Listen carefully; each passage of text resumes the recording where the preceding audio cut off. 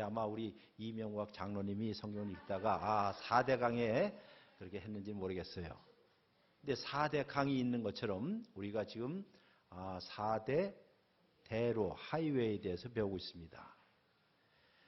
이 길이라는 것은 우리 삶에 있어서 굉장히 중요하지요. 옛날 그 한양에 임금님이 계셔서 저 밑에서부터 진주에서 천리길에서 과거를 보러 한양을 가려면 꼭 거치는 데가 어딜까요? 어딘지 아세요? 과천입니다. 과천. 네, 과천. 그래서 사람들이 옛날부터 과천서부터 기어간다는 말을 해요.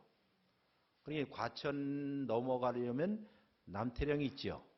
그 이제 그 고개 옛날 제 이런 걸 넘어가기 전에 과천에 그래서 이 하숙 짓고 이 머무는 곳 주막거리라고 있죠. 주막거리. 지금은 이제 없어지지만은 주막거리라고 했습니다. 이 근방이에요. 지금 인도건 좀 더 넘어가서 가련 그쪽이요. 그거다가 주막거리라고 그랬어요. 거기서 이제 하룻밤 자고 제를 넘어서 영을 넘어서 한양에 들어갑니다. 또 지금은 이제 없어졌지만은 여러분 양재동이라는 데 있지요. 양재동. 양재동이 원래는 말죽거리라고 했습니다. 말죽거리. 옛날에 이제 말들을 타고 마방이라고 해서 함께 말들 그 정거장과 같은 곳이요. 그것이 바로 마방인데 대표적인 것이 그 말죽거리입니다. 그러니까 옛날 1960년대에 저희가 서울에 살다가 과천으로 이사 왔을 때 그때는 정말 아무것도 없었을 때 유일하게 시외버스가 용산에서 1시간 반마다 이 과천을 왔습니다. 그러니까 시외버스 정류장에서 1시간 반 만에 오는데 1시간 반마다 이제 오는데 그때 오는 길이 지금 이 과천으로 직통해서 오는 길이 있고 그러니까 국립현충원으로 해서 사당동. 사당동은 옛날에 없었어요. 사당동이라는 건 존재하지 않았던.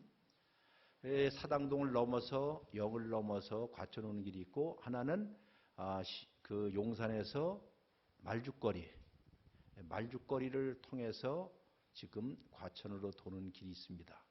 그래서 그 버스가 종점이 저 과천이거나 안양이었어요. 지금도 안양 다니는 버스 이름이 뭔지 아시죠? 부영? 예? 예? 부영운수지요. 그 주인이 옛날에 과천 시외버스 5대 시외버스를 운영했던 그 사장님이 지금도 그거 하는 거예요. 아들하고 이제 둘이서 부영하고 또 뭐 하나 있는데, 제가 알고 있기로는 온씨였어요. 온씨인가 그래요. 그 온씨가 우리 아버지를 좀 괴롭혔습니다. 우리 아버지는 그때 그 스페어 운전수였기 때문에요. 어쨌든 그 길이 험악해서 과천을 넘어가려면 새벽녘에 과천에는 묵장수 하는 분들이 많았어요.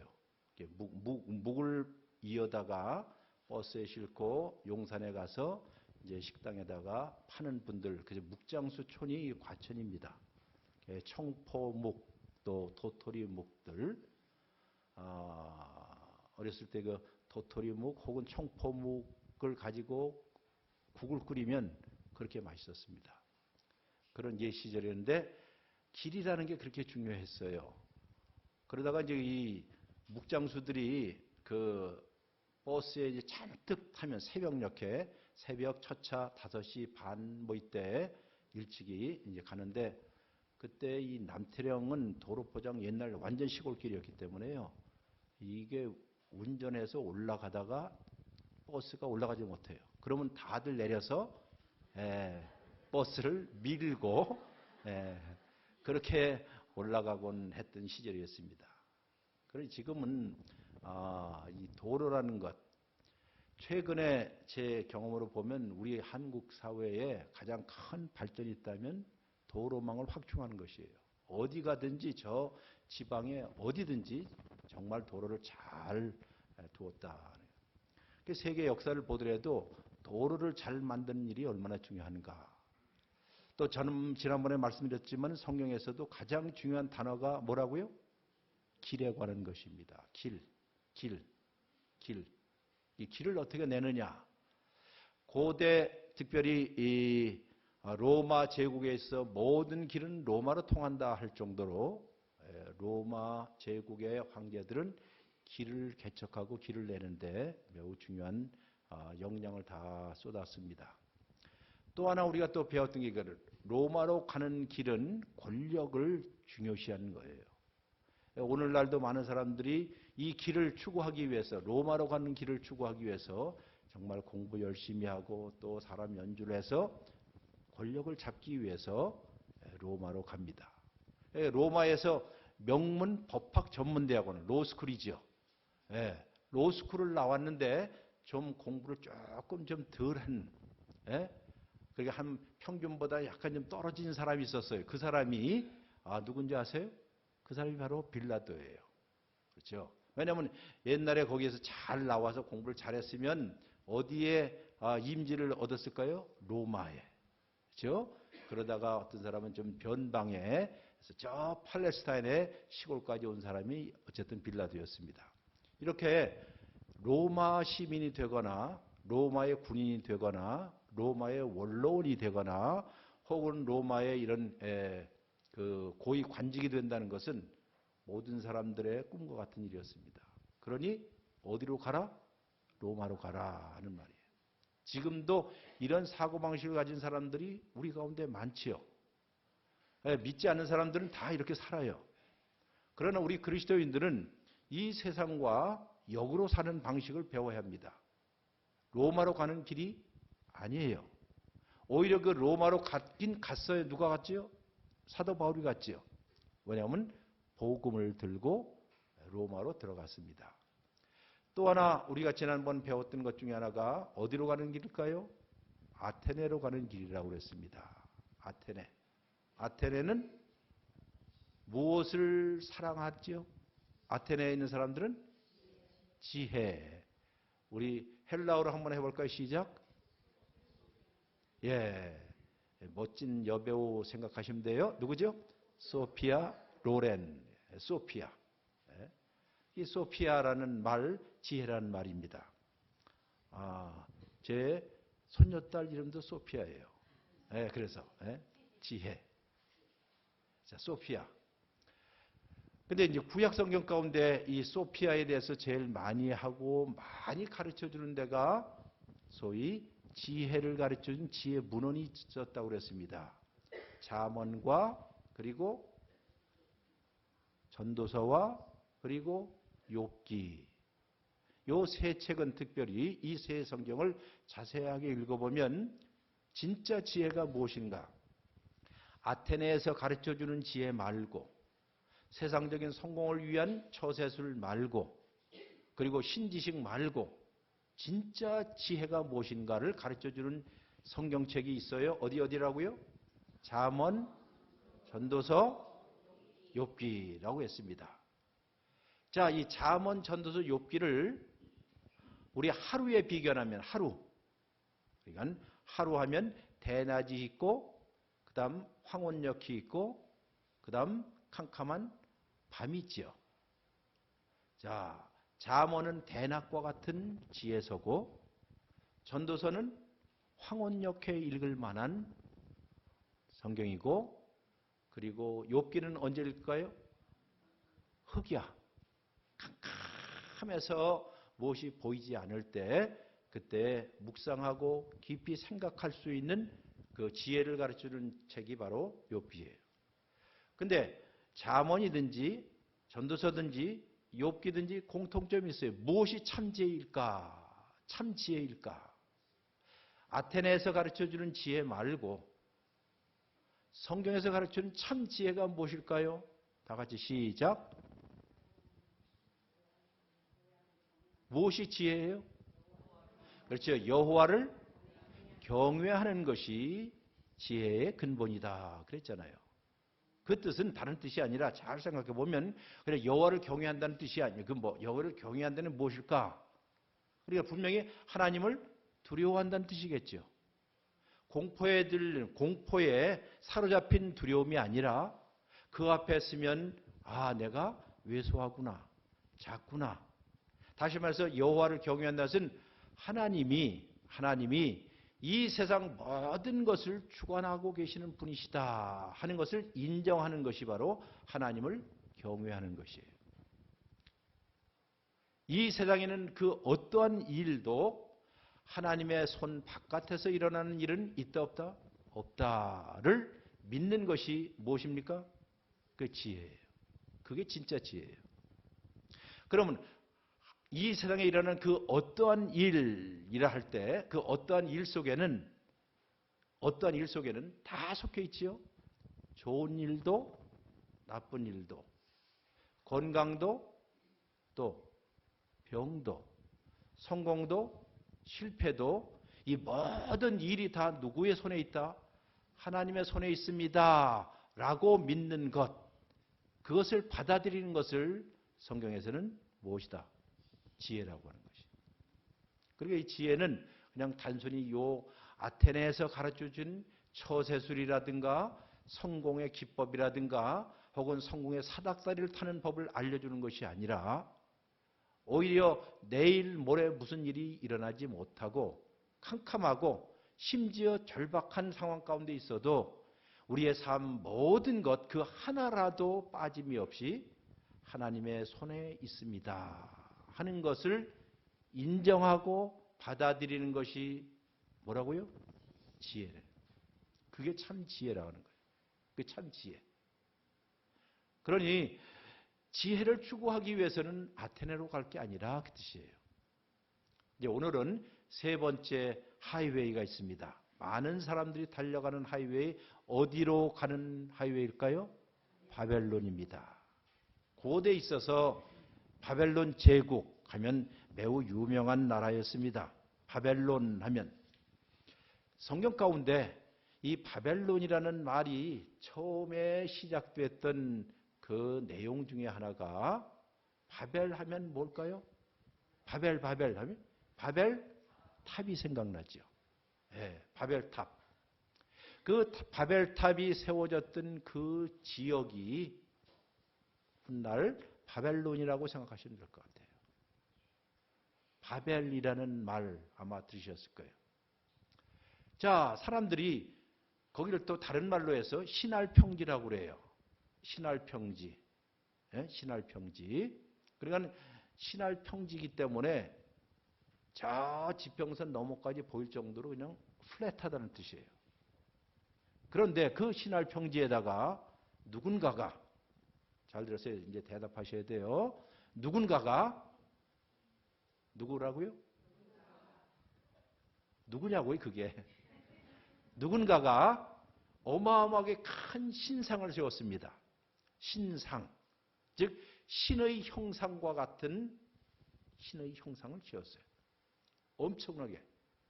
그러니 평지에다가, 신할 평지에다가 큰 신상을 세웠으면 저 끝에 있는, 땅 끝에 있는 모든 사람도 다 볼 수 있다, 없다? 볼 수 있다는 뜻이죠.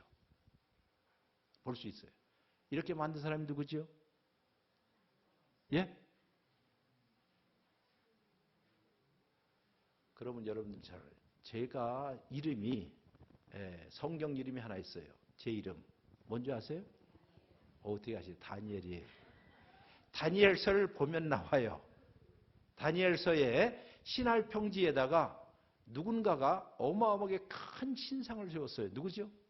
느부갓네살 대왕이에요. 느부갓네살 대왕.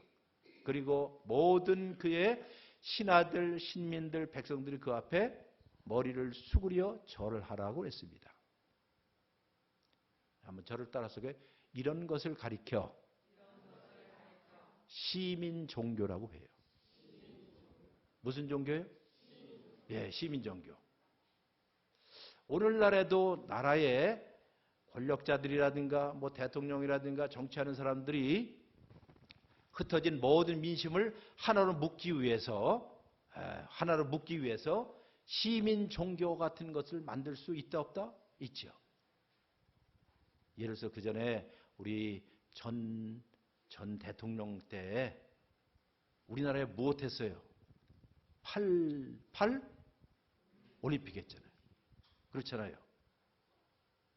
정치 지도자들은 흩어진 모든 민족들을 하나로 묶기 위해서 그것이 스포츠가 되었든 또 무슨 문제가 요새 우리 트럼프 저분께서도 이제 내년도에 선거에서 또 재선을 하기 위해서는 자기가 얼마나 강한 리더십을 갖고 국민들의 모든 것들을 어디 또 하기 위해서 저쪽에 있는 중동에 또 이란 또 한 번 또 건드리고 이 정치라는 것이 많은 경우에 그래요. 모든 것들이.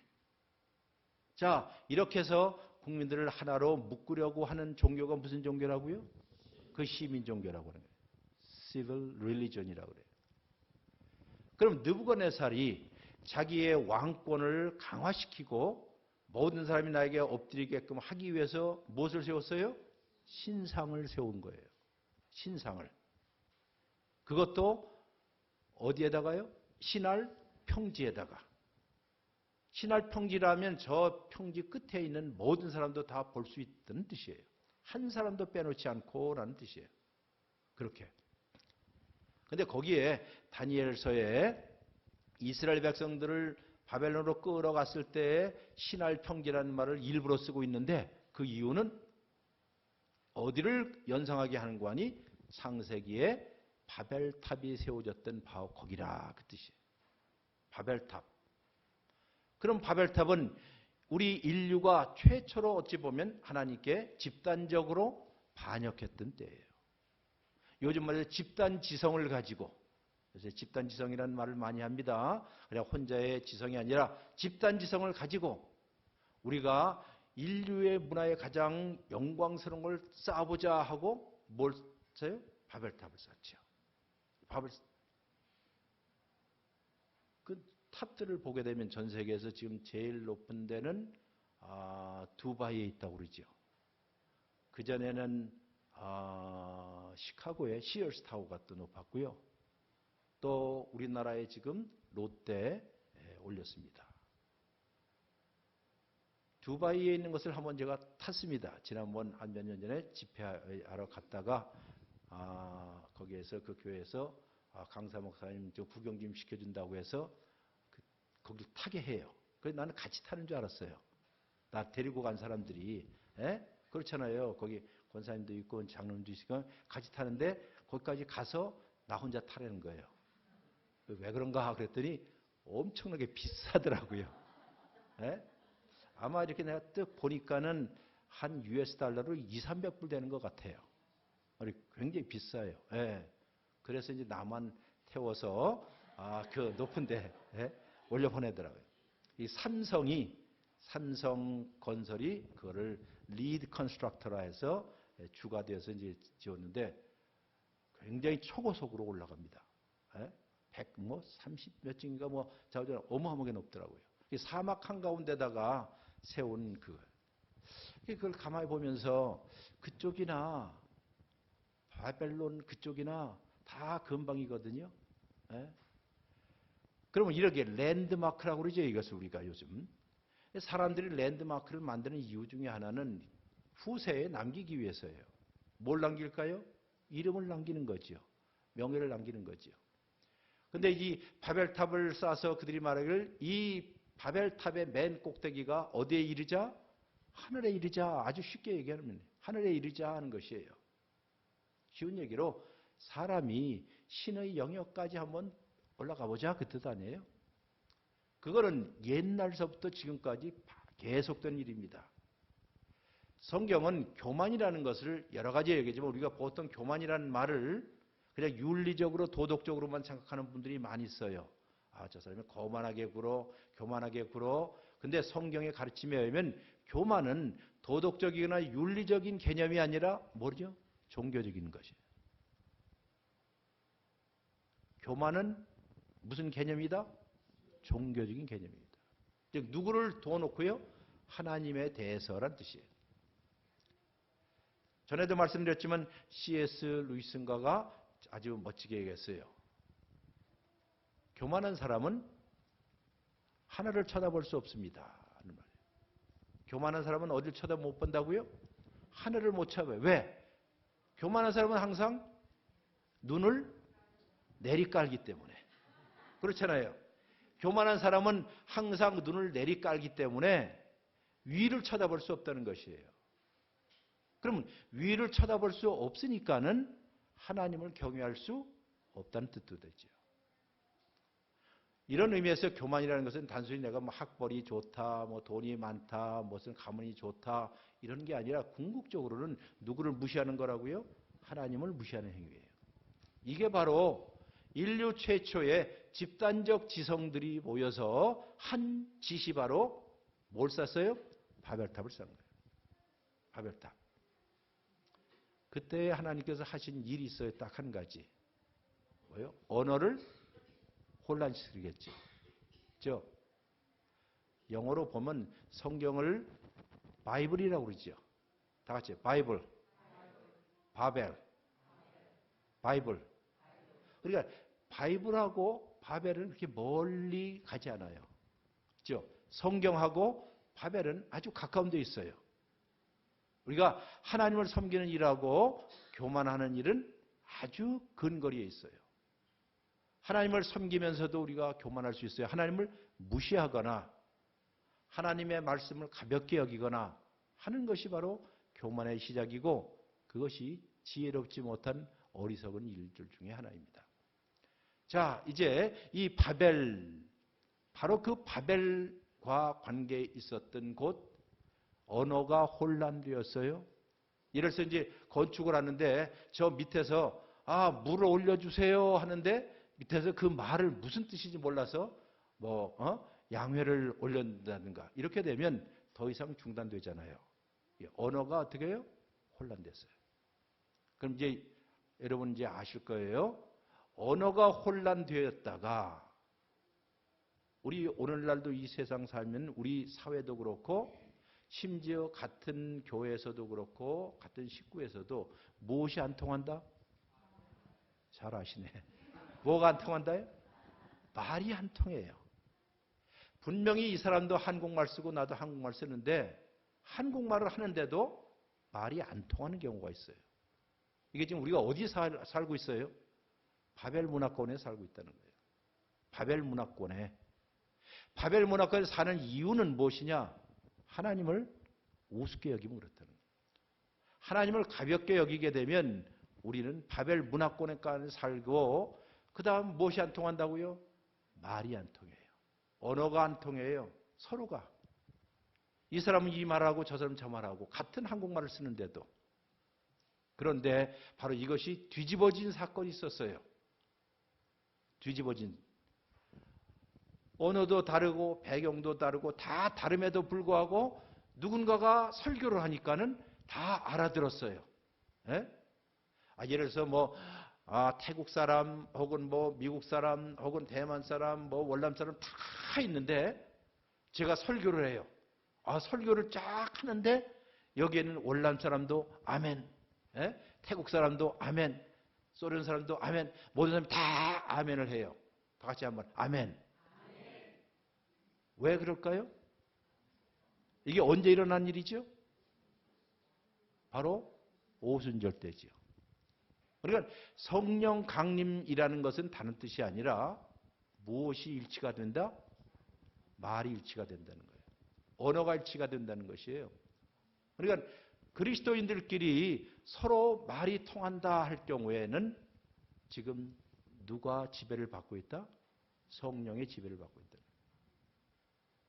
우리가 성령 충만이라는 걸 멀리 달리 생각하지 마시고요. 하나님의 영이 여러분과 저를 이끌어 가시면 우리 모든 사람이 바로 어디를 쳐다보게 할까요? 하늘을 쳐다보게 하고 하나님을 경외하게 하고 하나님의 음성을 같이 듣고 그 하나님의 음성 때문에 모든 사람들이 언어가 통일되는 것이에요. 우리 사회도 그렇고 가정도 그렇고 어디를 보더라도 가장 중요한 것은 이 노래를 불러야 할 것 같아요. 시작. 다 같이 시작. 우리의 도.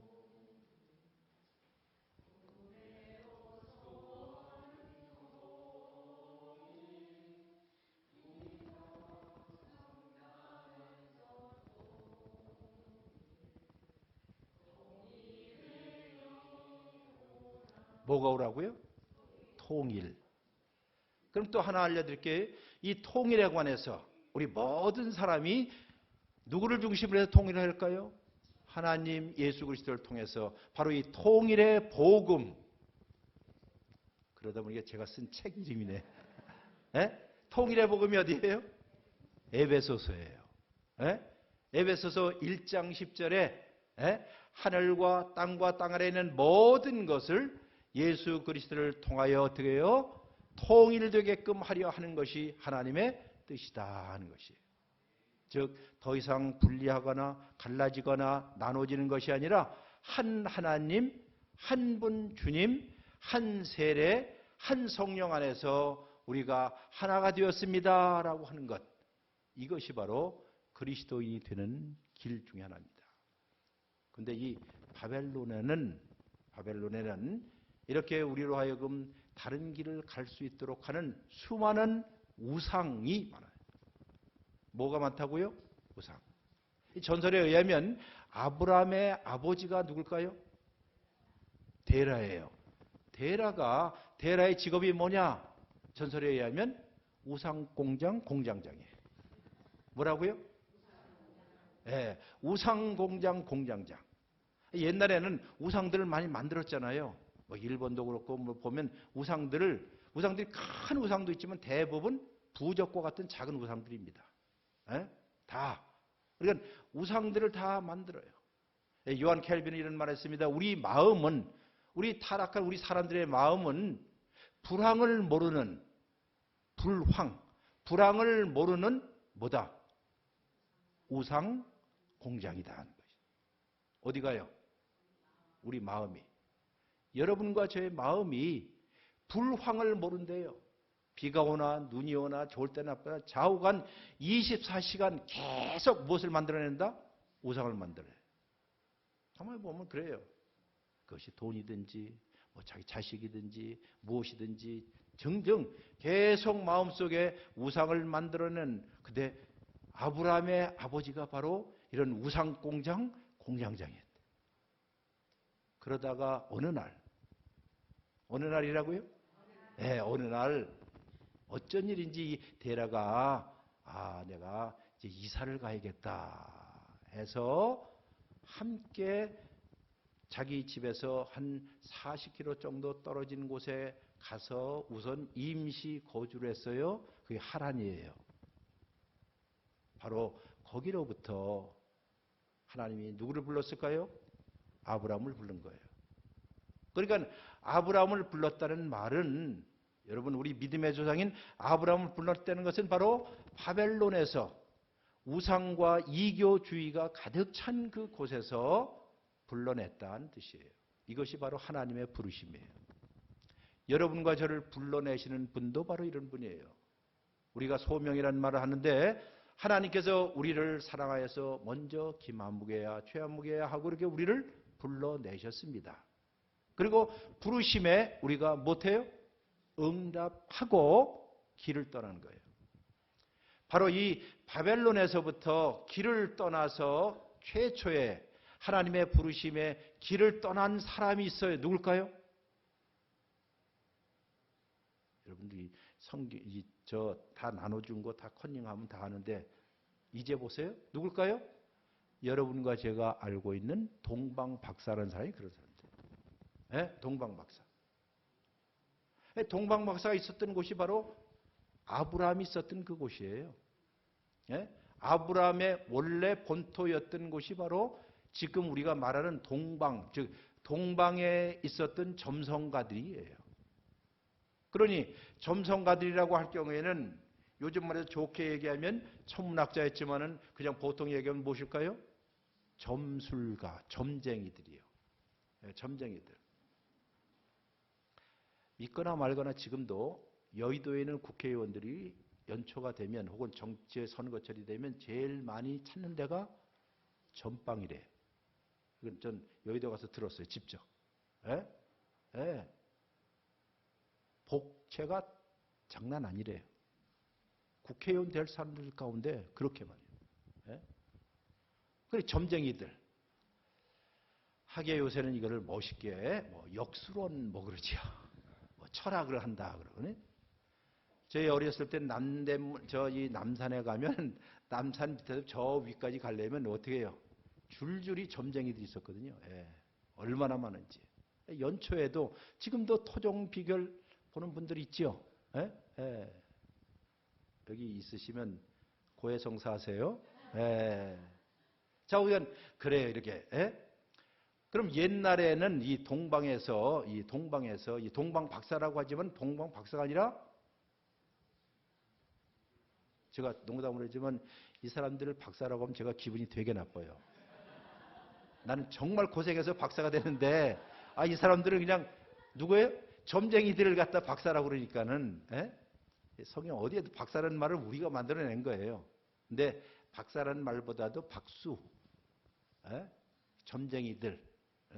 바벨론에는 소위 이런 사람을 현자라고 그랬습니다. 지혜자, 현자, 바로 아테네 출신과 같은 이 현자들. 이런 사람들 가운데서 어느 날 점을 보다가 천체를 보다가 그때 하나님의 계시를 받은 거죠. 희미한 계시. 성 어거스틴 말하기를 희미한 계시에 무슨 계시라고요? 희미한 계시에 긴가민가한 계시에 자기의 인생을 걸고 바벨론에서부터 먼 거리를 걷고 했던 진정한 순례자예요. 이게 진짜 그리스도인의 모습이죠. 그러니까 바벨론에서부터 나오는 것이에요. 이것을 우리는 제2의 출애굽이라고 얘기하는 것이에요. 마치 하나님께서 이스라엘 백성들을 애굽에서 건져내서 불러내신 것처럼 그 이스라엘을 제2의 출애굽은 바벨론에 있었던 하나님의 백성들을 불러내시는 것처럼 여기에 동방의 점성가들을 하나님께서 어떻게 해요? 불러내신 거예요. 여기에 우리가 꼭 배워야 할 것 중에 하나가 자기들이 온 게 아니라 먼저 하나님이 어떻게 해요? 불러내셨다 하는 것이에요. 하나님께서 불러내셨다 하는 것이에요. 불러내자. 그것이 어떤 사람에게는 희미한 음성일 수도 있어요. 전에도 얘기했지만 교회에 나올 때 여러분들이 뚜벅뚜벅 당당하게 나오셨습니까? 처음에 예수 믿을 때? 아니거든요. 어떤 사람은 크리스마스 때가 되어서 요 근방에서 술 걸치고 왔다 갔다 하다가 교회당에서 들려오는 어떤 찬송 소리에 자기의 마치 어렸을 때 한 번, 두 번 갔던 그 교회 생각이 나서 교회에 온 사람도 있어요. 사람이 하나님 앞에 올 때는 다양한 방식으로 옵니다. 처음부터 여러분이 성경을 다 알고 그리고 교회에 와서요. 목사님이 설교할 때 목사님 설교를 100% 다 이해합니까? 솔직하게 다 이해합니까? 예? 다 못하지요. 부끄러워하지 마세요. 목사님 계셔도 다 해요, 못해요? 그래도 관계없어요. 왜? 희미한 하나님의 음성이 어느 순간 우리의 마음을 놓고 하거나 깨면 그때 확 열리기 시작하니까는 계속 들어야 되는 거예요. 그게 아무것도 아닌 것 같지만 계속 듣다가 어느 날이라고요? 어느 날 그게 팍 마치 깨지듯이 그 속으로 들어요. 이게 하나님께서 우리를 부르시는 방식입니다. 계속 방식. 이렇게 해서 뒤를 떠나서 한 800km, 900km 이상 먼 거리를 순례해서 온 사람들, 바로 그 사람들이 누구라고요? 동방? 이제 이 정도면 이 사람들에게 뭘 줘야 돼요? 박사학위를 줘야죠. 바로 그때로부터 뭐가 됐어요? 동방 박사. 근데 이 동방 박사도 아시다시피 거기까지 끝까지 오진 않았죠. 예루살렘에서 잠깐 길을 잃어버렸다고 그랬잖아요. 예? 농담반 진담으로 왜 잃어버렸을까요? 아, 이것도 잊어버리셨네. 왜 잃어버렸을까요? 별을 보고 왔는데 예루살렘에 네온 사인이 너무 밝아갖고, 예루살렘에 네온 사인이 너무 밝아갖고 뭘 잊어버려요? 별을 잊어버려요. 지금도 생각이 나는데, 우리 전 장로님이 경기과학고 교장 선생님 있을 때 우리들 초청을 해서 거기에 현미경, 엄청나게 비싼, 굉장히 비싼 현미경 아니에요? 예. 그거를 그 새 건물 꼭대기에다가 지어놓고 이제 그걸 구경하러 갔습니다. 그때 밤에. 근데 불행하게도 못 봐요. 왜? 수온이 너무 밝아. 예? 예. 그러니까 천문대 같은 거는 다 어디에 저 산속 뭐 이런 데다 다 하잖아요. 환한 데는 이거 우리 육안으로도 볼 수가 없잖아요. 이미 별이 떠 있음에도 불구하고, 별이 떠 있음에도 불구하고 캄캄한 뭐 지리산 피하골에서 보인다 안 보인다? 잘 보이죠. 그러나 환한 데서 절대로 안 보입니다. 이 이야기는 그저 여러분들에게 쉽게 우리가 신앙생활을 그 길 자체가 잘 가는 일도 있지만은 때때로 네온 사인 때문에 무엇도 잊어버려요? 길도 잊어버릴 수도 있어요. 그리고 우리 신앙생활이 항상 똑바로 가는 것은 아니에요. 때때로 넘어지기도 하고 이럴 때도 있어요. 그때에 또 알려주지요. 유대의 왕이 어디서부터 태어났습니까? 하니까는 전혀 예측지 못한 대답이 오죠. 누구한테 왔습니까? 예루살렘에 있는 신학자들, 예루살렘에 있는 구약학자들이었습니다. 뭐라고 그랬어요? 에브라다야 너는 유대 골 중에 결코 작지 아니하도다. 그러니까 그것을 암송해낸 사람들, 외운 사람들은 다 누굴까요? 교회 생활을 오래 한 사람, 적게 한 사람? 오래 한 사람이에요. 신학자들이고 목사들이고 전도사들이고 이런 사람 다 알아요. 다 알면서도 그 인간들은 베들레헴까지 갔을까요? 안 갔을까요? 베들레헴까지 안 갔어요.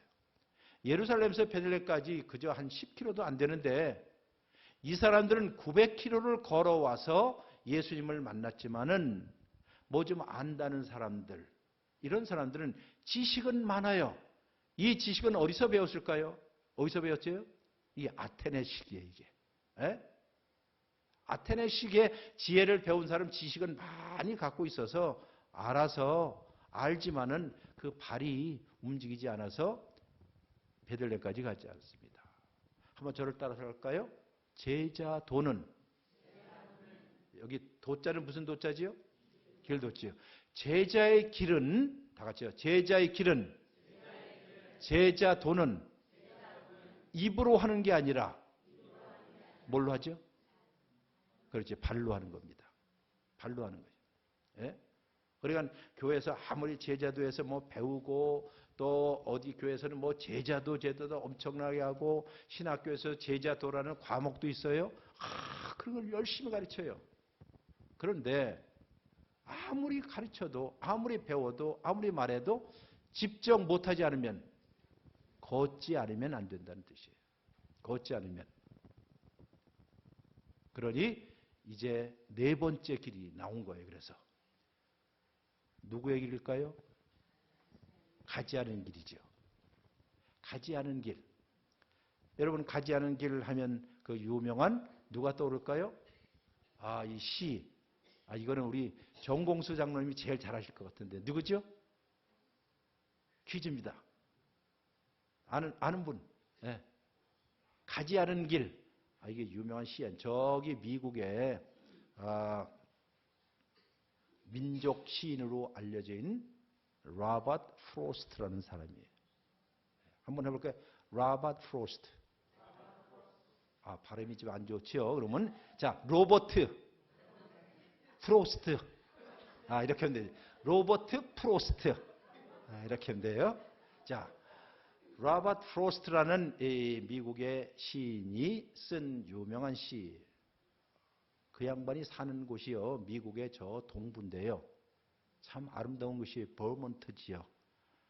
혹시라도 돈이 있으면 나중에 가을 단풍하면 미국의 굉장히 많은 지역 가운데 가장 아름다운 지역 중에 하나가 미국 동부의 버몬트라는 데인데 그쪽에 살았던 그런 시인. 근데 그 양반이 쓴 시가 가지 않은 길이에요. 가지 않은 길, 혹은 밟지 않은 길. 그 시는 여러분 잘 아실 거예요. 가을에 단풍은 무슨 색이다? 단풍은 무슨 색이죠? 예? 단풍은 무슨 색깔이죠? 예. 저 빨간색이 많지요? 예. 그런데 빨간색보다도 노란색 단풍. 그래서 그 시에도 노란색 단풍이 나와요. 잎새가 노랗게 되어 있는 가을에 단풍이 지었을 때 산보하러 나갔다가 걷다가 갈림길이 나와서 보니까는 이쪽 길 저쪽 길 쌍갈래길이 졌다 그 뜻이에요. 이렇게 내다보니까 아마도 이 길을 가다 보면 저 끝에서 서로 만날 수 있을 거야. 근데 나 오늘은 어느 길로요? 가지 않은 길로 갈 거야 하고 그 길을 가게 됩니다. 그리고 그 시의 맨 끝은 바로 그 길 때문에 모든 것이 바뀌었습니다 하는 그런 아주 명시입니다. 자, 무슨 길이라고요? 가지 않은 길. 자, 로마로 가는 길도 있었고요. 또 아테네로 가는 길도 있었고, 그 다음 바벨론으로 뚫리는 길도 있었어요. 이제 우리가 가는 길은 바로 가지 않은 길이에요. 바로 이것을 우리는 순례라고 얘기하기도 하고, 우리 교회의 목표처럼 천성을 향하여서, 여러분 여기 천성 갔다 오신 분 있어요? 없지요? 아무도 없지요? 그러나 우리는 다 천성을 향하여 길을 떠난 순례자들로 우리에게 하나님께서 뭘 준다? 쉼과 힘을 주시는, 바로 이렇게 해서 순례의 길을 떠나는 길이에요. 이 길이 쉽게 얘기하면 누구의 길일까요? 예수 그리스도의 길이라는 거예요. 예수님께서 말씀하시를 내가 곧 길이요라고 얘기했다면 그 예수님께서 가셨던 그 길을 함께 걸어가고자 하는 사람들을 가리켜 우리는 제자라고 얘기하는 것이에요. 오늘날 많은 사람들이 정말 제자가 있을까 하는 생각이 들어요. 예수님을 좋아해서 하는 팬은 많아요. 팬. 다 같이 뭘 많다고요? 팬이 있죠. 팬. 예? 팬은요. 팬이 누군지 아세요? 팬? 나는 그 사람이 팬이야. 팬. 팬은 주로 바람 많이 부는 사람이에요. 팬이거나 그 팬. 예? 예. 당신 최고야. 당신 계속. 예? 그리고 정작 가자 그러면 가요 안 가요? 안 가는 사람들. 오늘날도 이런 경우가 많이 있습니다. 그래서 어느 학자가 어느 사람이 쓴 책 가운데 당신은 팬입니까? 아니면 제자입니까? 할 때 결정을 해야겠죠. 여러분은 예수님의 팬이십니까? 아니면 제자입니까? 대답은 여러분과 제가 해야 할 것이에요. 나는 주님이 좋아서 못해서 교회가 좋아서 박수치고 계속 바람 그렇게 하는 바람잡이와 같은 사람들 이런 사람. 그러다가 어느 순간 예수님께서 내가 십자가를 지러 간다 하니까는 다 떨어져 나가요. 심지어 베드로도 다 떨어져 나가요. 성경을 보면 바로 그런 사람들에 대해서 하나님께서 정죄하지 아니하고 다시 그를 어떻게 해요? 회복시켜요. 바로 이것이 하나님의 은혜가 아닌가 같아요. 우리가 수없이 가던 길을 멈추고 또 좌절하거나 혹은 곁길로 갈 때라도 하나님께서 또 다시 찾아오셔서 하나님께서 우리에게 은혜를 베푸시는 분이에요. 뭘 베푸시다고요? 은혜를 베푸신다. 오늘 아침에 설교를 잘 들었나 한번 검사해요. 노아가 뭐라고요? 노아가 누구에게? 원래 원문이 뭐라 그랬어요? 하나님의 눈에. 그걸 더 쉽게 풀이한다면 하나님의 눈에는 은혜가 있었는데, 그 이야기는 거꾸로 얘기해서 하나님께서 은혜의 눈으로 은혜롭게 사람들을 쳐다보고 쭉 있었는데,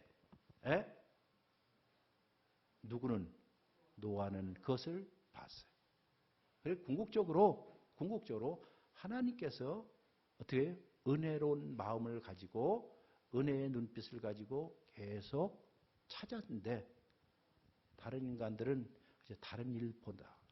근데 그때 누가 찾았다고요? 노아가. 그러니까 찾는 순서를 보면 사실상 누가 찾았을까요? 하나님이 먼저. 왜? 하나님의 눈 안에 계신 그 은혜가, 하나님의 은혜로운 눈이, 하나님의 자비로우심이 불쌍히 여겼어요. 누구를요? 노아도. 그때 노아가 바로 그것을 발견한 것이죠. 여러분도 저도 여기에 가지 않은 길이라는 게 바로 그런 뜻일 거예요. 우리가 가다가 넘어진다 할지라도 하나님께서는 계속해서 어떻게 해요? 우리에게 쳐다보시고 은혜를 베푸시고 자비를 베푸시고 노하기를 더디하시고 인자와 진실이 풍성하시는 그 하나님께서 여러분과 저의 앞길을 보호해 주실 것을 우리는 믿습니다. 이것이 바로 하나님을 못하는 거라고요? 경외하는 것이고, 이것이 바로 진리로 가는 진리의 길입니다. 자, 이제 4대 하이웨이를 다 배웠어요. 4대 하이웨이 꼭 기억을 하시고, 어느 길로 갈까? 이리 갈까? 저리 갈까? 차라리 돌아갈까? 라고 부르지 마시고, 바로 이 길로 함께 가는 우리 다 되기를 주의 이름으로 축원합니다.